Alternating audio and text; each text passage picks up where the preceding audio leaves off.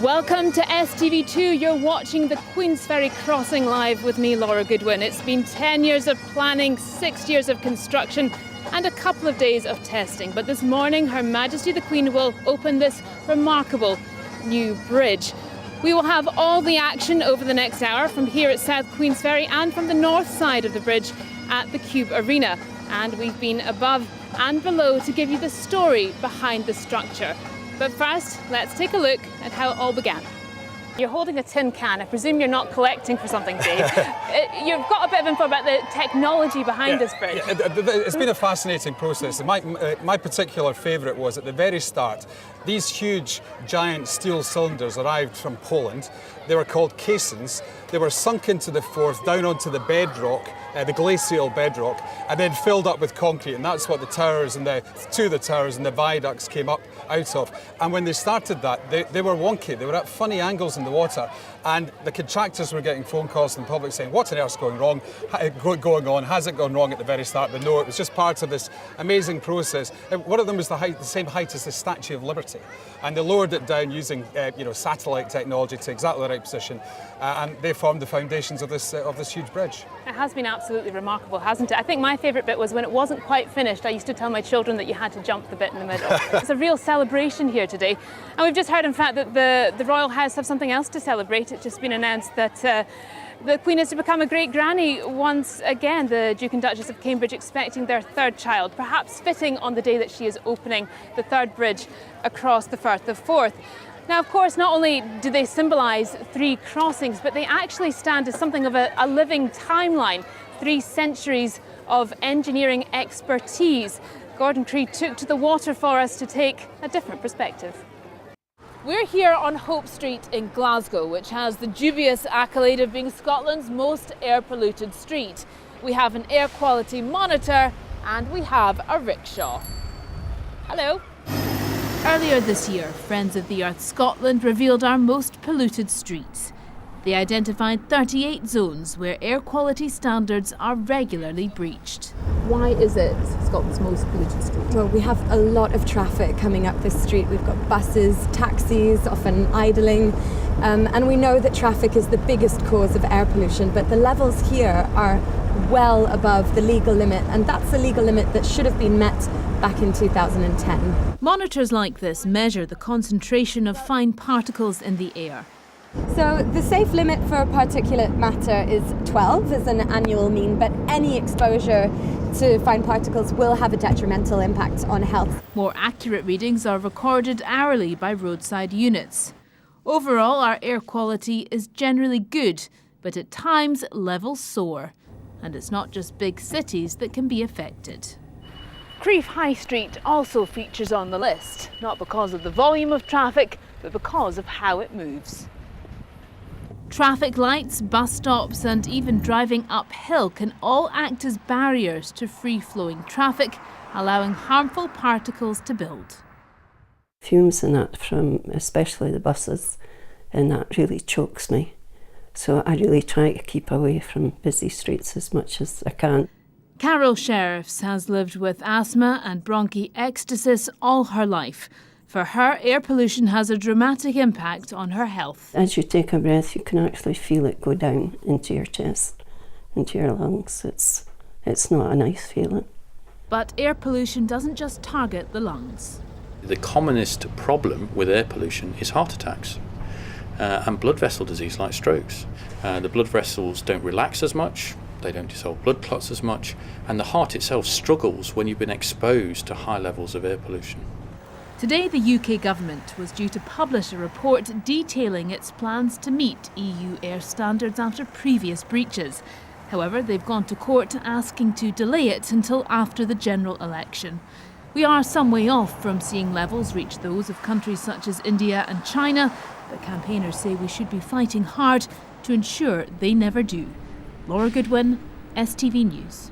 Well, joining me now is Claire Shanks from the British Lung Foundation Scotland, and Richard Dixon from Friends of the Earth Scotland is in our Edinburgh studio. Claire, 50,000 pollution-related deaths in 2015. It's an extraordinary figure. Was that a surprise to you? No, it is an extraordinary figure, but These reports and evidence like that just backs up what we've known for a long time and what people living with lung conditions have been telling us for years, that on polluted days their symptoms are worse and they often end up in hospital. It's not just about deaths, it's about quality of life and the impact on our health services. Richard, what did you make of these figures? I mean, we're coming far behind other parts of Europe, even America. What are we getting wrong? I think we've taken a long time to get serious about air pollution. It's been something that European standards have been in force for many years, and we've failed to meet those standards. There's been a problem all over Europe meeting these standards because they're pretty hard, but Scotland hasn't until recently been trying at all, really. So to be fair, in 2015 the Scottish Government produced an air pollution strategy, the first one for Scotland. We now have a commitment to first one low emission zone, and now a commitment actually to 4 of them. And just recently a commitment to phase out petrol and diesel cars and vans. So actually we're, from not doing very much, we're suddenly being one of the leading countries, at least in thinking about how to tackle this. Well, it's good to hear that we are doing something about this, Claire, but is it happening fast enough? We would argue no. Like Richard said, there's been a lot of really encouraging commitments from the Scottish Government, particularly recently, but we need to make sure that that translates into action because, like I said, the number of pollution zones in Scotland has been increasing in the last number of years since the Cleaner Air for Scotland strategy was introduced. So we need to make sure that action happens now because the longer we wait, the greater the impact on everybody's health. Well, tell us a bit about that. What happens when we breathe in polluted air? Well, air pollution is bad for everyone, but it particularly affects people with pre-existing health conditions like lung disease, older people and children. For example, children, their lungs are smaller, they breathe faster, and it's been proven to stunt their lung growth, which has an impact on their health in adult life. In the short term for everyone, it irritates the airways, so you can have some coughing, wheezing, breathlessness. It can cause heart attacks for people with heart disease, and for people with lung disease it could put them in hospital. And long term it increases everyone's risk of infection, heart attack, and it's even been linked to lung cancer. All right. Given those conditions that are aggravated by pollution, Richard, are we moving fast enough? What could we learn from our counterparts in, say, Sweden, which has particularly good air quality? That's right. Low emission zones is something we are going for, and Sweden has 8 of those, and they stop the dirtiest lorries and buses coming into cities. They also have, in the 2 biggest cities, they also have congestion charging. So there's already quite a crackdown on the dirtiest vehicles, and you have to pay about £10 to come into the busiest part of the city centre of Stockholm on the busy day. So there's a lot we can learn from Europe, from Sweden, but also from other countries. There are bans, complete bans on traffic actually on the city centre for Oslo coming in 2019. Madrid has similar plans on a massive scale. So there's a lot of action that we could learn from. So the low emission zones that we've been promised, these are a good first step. We need to make sure they're delivered on time and that they're effective. And one of the worries is that the proposal for Glasgow, which will be the first one, and that needs to be in place, up and running by the end of next year, may apply only to buses initially. And that would be really disappointing because we know that just banning the worst buses, just having cleaner buses in Glasgow, won't actually completely fix the problem. So we need to go further than that, include lorries and vans. And if that doesn't completely fix the problem, we'll need to crack down on cars and taxis as well. All right, Richard, Claire, thank you both very much for joining me. Thank you. Well, let's stay with this subject. And Professor Lynn Jamieson from the Centre for Research on Families and Relationships is in our Edinburgh studio. Lynn, in your opinion, is this a positive step forward for Scottish families? Yes, I think it is unequivocally positive, although nobody wants to see parents criminalised. Well, in your opinion, why is this a positive step forward? It just, as some of the speakers have already said, puts out a very clear message that children do have rights, and hitting them is not a good way to try to achieve anything, and in fact it can do harm. In what way can it do harm? Well, for example, there's research that quite clearly shows, research on children growing up in Scotland, that children who are smacked routinely as a punishment when they're very young are much more likely to have social, emotional and behavioural difficulties by the time they're at school. But of course, there's always going to be parents who say that they feel they should decide how to parent their children, and this challenges that, doesn't it? Well, actually, the majority of parents support a a smacking ban in the sense that they themselves don't think smacking is a good idea. I mean, probably about half of us have done it, but usually it's done in stress and regretted immediately, and we know that it's not a good idea. So what kind of alternatives do you think parents should be using?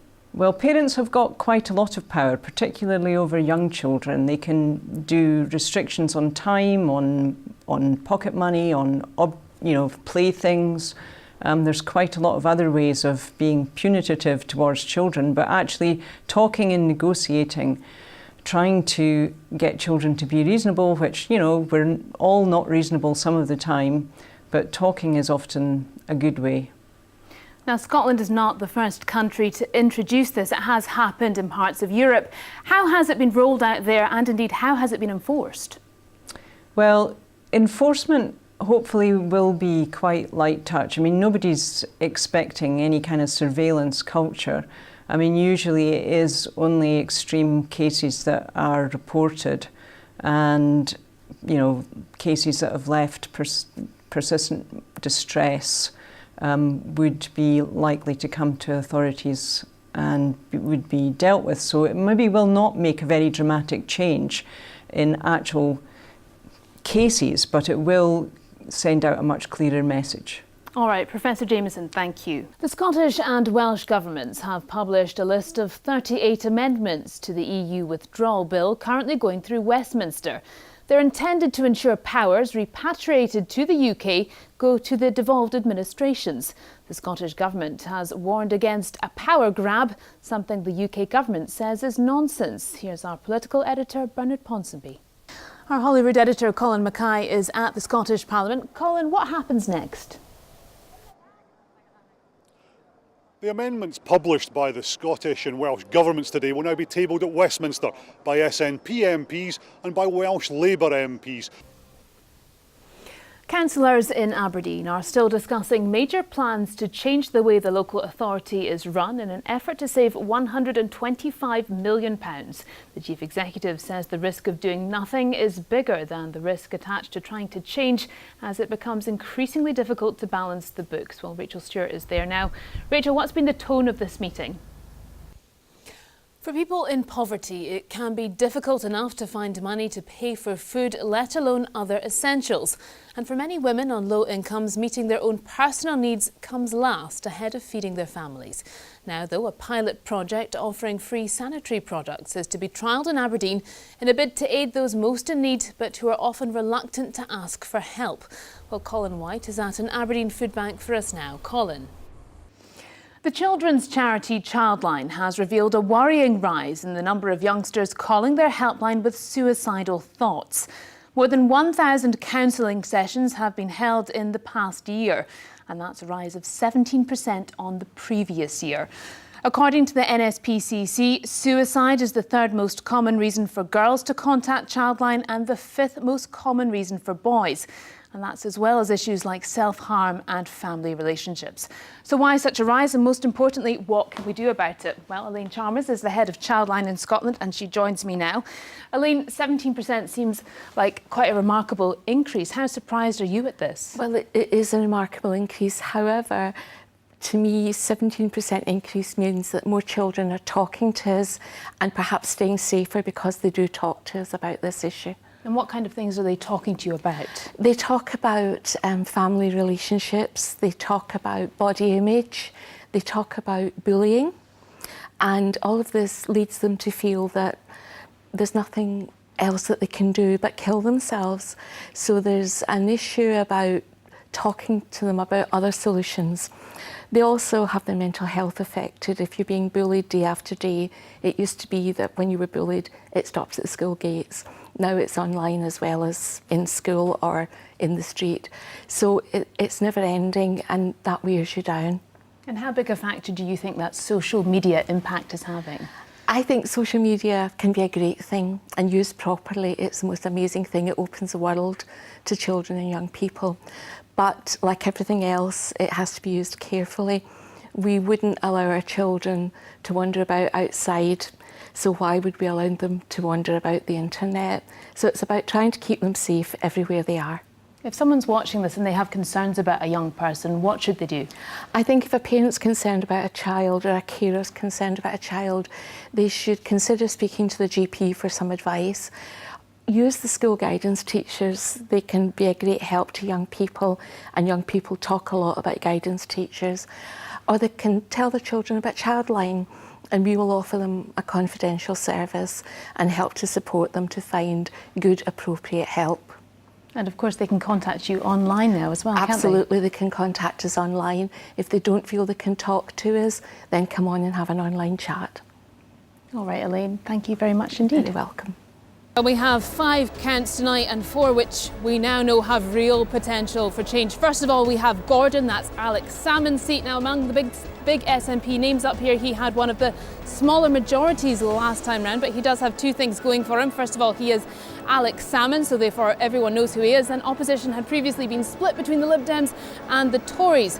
Over to Bamford-Buchan, Ailey Whiteford had a comfortable majority last time round. She might not be quite so comfortable now, and her seat is the only one in Scotland where it's estimated a majority of people voted in favour of Brexit. What impact will that have? Over to Aberdeen South, and that's where things are really going to heat up. Everyone's saying that one's going to be close tonight. The SNP took it from Labour in 2015. Labour want it back. The Tories are also chasing them. They need around 10% swing to take the seat. But the one that we are expecting to turn from yellow to blue tonight is West Aberdeenshire and Kincardine. It's not traditional SNP territory. It is a top Tory target. They need around a 6% swing to take it, and they won the equivalent seat in the Scottish election. Big issues for all the seats. The oil industry slump, masses of job losses which have devastated the region. They'll be looking to see who can best support a recovery, and farming and fishing both want a very strong voice when it comes to those all-important Brexit negotiations. We're hoping to bring you a result around 2:30. Well, Emily was in her first year here at Aberdeen University when she met fellow student Angus Milligan. They developed an intense relationship. At one point they were described as being inseparable, but it was a relationship that had a dark side. After an incident of infidelity, Emily became the victim of a campaign of abuse at the hands of Angus Milligan, and it was this abuse that her parents believe ultimately led to her taking her life. Angus Milligan has been unmasked as a vicious abuser who stole our daughter's life. He preyed on Emily's innocence and kindness and continues to lie about it, trying to destroy her reputation. Emily Drouet was a first-year law student at Aberdeen University, a girl who wanted to make a difference. Today, her parents say marked her first legal victory. But I'm standing on my feet.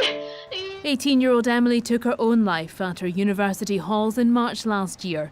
It then emerged she'd been subjected to a campaign of abuse in the days before her death at the hands of her boyfriend, Angus Milligan.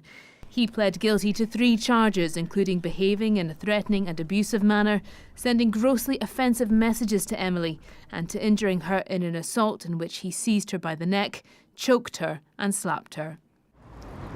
It is very difficult. I wasn't prepared for it at all. It's kind of been at the back of my mind. I knew it was coming, and obviously seeing his face walk through, it's very, very hard to deal with. The court heard the couple had split up after Milligan learned of an infidelity involving a family friend and one of his relatives. His solicitor said that this left him feeling humiliated, but he accepted his behaviour towards Emily had been unacceptable. Procurator Fiscal Deputy Christopher McIntosh said it was disappointing that the details of this infidelity had been disclosed in court, and said that it was in fact Angus Milligan who tried to get Emily to engage in these types of relationships. Sentencing Milligan, Sheriff Malcolm Garden said it was not for the court to speculate on the course of events that led to Emily Drouet taking her life, but said there was no excuse for Angus Milligan's actions. He received 180 hours of community service and a 1-year supervision order. Emily's family hope her death can act as a warning to other young girls. We must remember that Angus Milligan's last visit to Emily was minutes before she died. We can only hope that by telling Emily's story, no young woman will have to suffer at Angus Milligan's hands again. Please help us ensure Emily's legacy is a positive one. Domestic violence kills.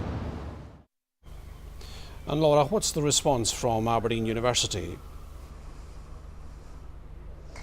Well, we know that Emily had gone to Student Support Services before her death to discuss her concerns about her relationship with Angus Milligan. They asked her if he had been violent and she said no. Aberdeen University had previously said that they are satisfied with the level of support that Emily received. But Emily's parents still have many questions about whether more could have been done to support Emily.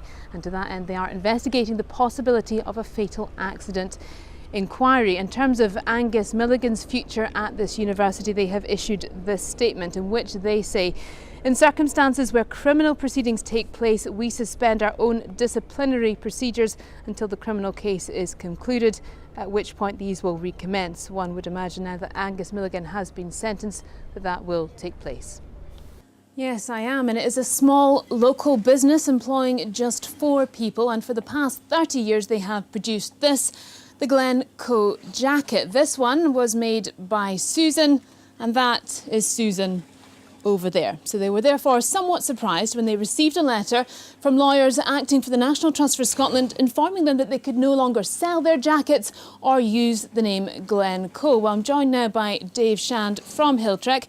What was your reaction when you opened that letter? I was shocked. Firstly, I thought I couldn't understand why anybody could trademark a place, Glencoe. And the other worry I had was why do they send a letter like this threatening me without any prior discussion, any dialogue? Well, you have been threatened with legal action. Do you intend to stop using the Glencoe name, and will you stop selling your jackets? No, we will continue to make the jacket and sell the jacket under the name Glencoe. We've been making the jacket for 25, 30 years. As far as I'm aware, they've only trademarked the name Glencoe for 2 years, so we have actually set a precedent, according to some legal advice I've got. How disappointed are you as a small local business making a high quality product that you've been targeted in this way? I'm really disappointed. I believe that our Glencoe brand jacket actually sells the brand. We're going to the top worldwide bird fair next week down in Rutland, and we're bringing the Glencoe jacket. We're showing all our premium products there, and we're actually waving the flag for Scottish manufacturing. We're one of the very, very few clothing companies that manufacture in Scotland. Indeed. Well, thank you very much, Dave. Well, I spoke to the National Trust for Scotland this morning, and they say that in retrospect they feel the letter may have been a little too harsh, and they say that they would like to enter a dialogue and perhaps find some sort of mutually agreeable situation. Well, John, welcome back to Aberdeen. It's always a pleasure to see you after... very nice to be back. Yeah, absolutely. Yeah. And today you're unveiling something a bit special. Tell us about this print. Was it commissioned by Peacock? Well, they got in touch with me and asked me to do it, so that's the commission. If we sell any of it, all the money will go to the art gallery, Aberdeen Art Gallery refurbishment. I'm delighted because it's such a wonderful gallery, and I've been there on a number of occasions, and I've got a great collection. They really have wonderful stuff. Delightful cafe as well. It's always important. The fact that we've got John to come on board with what is a major contribution to the project is fantastic. But the prints give an opportunity for a lot of people to become collectors of the work. John Byrne is a national treasure. He's elder statesman of art. He's a gentleman. He's got the great ability to listen very carefully. And that's a marvellous gift, because that always makes for a great relationship with a print studio. So we're very, very fortunate to work with John. I was just thinking up a title for this guy here, who's just fresh off the printing press. So this one's called Lower East Side. Who is this young man? I have no idea. I have to find that out yet. He's just a guy. I don't know what he's up to. He's just smoking a fag at the moment. Could be Aberdeen. It could be Aberdeen, of course it could. The Lower East Side, Aberdeen. Indeed. John Byrne, thank you very much indeed. Not at all, pleasure. Well, Jason McCallum is from the St Andrew Society of Montreal. Jason, how has the news that Scottish haggis can now be exported to Canada been received? Well, here in Montreal we have many deep Scottish roots, myself being a descendant of Scottish immigrants from 1830s. Haggis plays a big role, obviously, in all of our formal events here with the St. Andrews Society. The next big event, of course, is the St. Andrews Ball. This year, we've already provisioned for our haggis locally in Canada. And I guess that the big difference that we would contrast ourselves versus the United States is that in the States, they're not allowed to use all of the proper ingredients, whereas in Canada, we are. Nonetheless, it's going to be a great feature to have available, to have Scottish haggis available directly from Scotland. So how does Scottish haggis differ from what you've had so far? Well, I think it would be fair to say most haggis would be changed in terms of the pepperiness aspect of it. And I was in Los Angeles visiting our confrere with the St. Andrews Society of Los Angeles in May. And the haggis, unfortunately, there is much more bland and not nearly as interesting. So I'm expecting we'll be able to get a good competitor to Canadian haggis with the Scottish haggis being available going forward. So it's going to be tastier, we think. Well, we hope anyway. So tell us a little bit more about how you celebrate in Montreal. So we have a big year here in Montreal. It's the 375th anniversary of Montreal, the 150th anniversary of Canada. And indeed, we've actually commissioned a new tartan for Montreal, the 1642 tartan, which incorporates all the colors of the city of Montreal, and had it made by Lochcarron of Scotland and registered properly as well. And indeed, I was just in London last week and visiting one of our previous guests of honor, the Earl of Canule, I learned to say that properly, and gave him a tie when we visited the House of Lords. So we're ensuring that the Scottish roots that Montreal has get exported back to the UK as well. And the big question, Jason, can you address the haggis? Myself, well, as lang as my arm. And finally, farmers in Orkney have long looked to the skies for an answer to a pest problem that devastates their crops every year. Now, a huge sea eagle has been brought in to tackle the scourge of marauding geese. It's been strapped up with a camera to give a rare bird's-eye view of the action.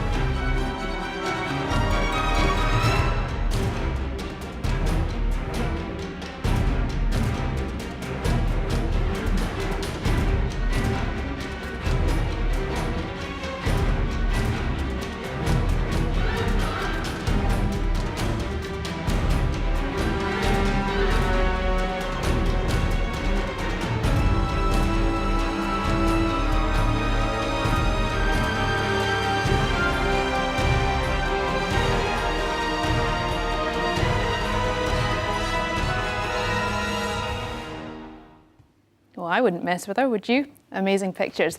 That was STV News Tonight. Hala is back on Monday at the usual time, 7 o'clock. But for now, from all of us, do have a very good weekend. Bye-bye.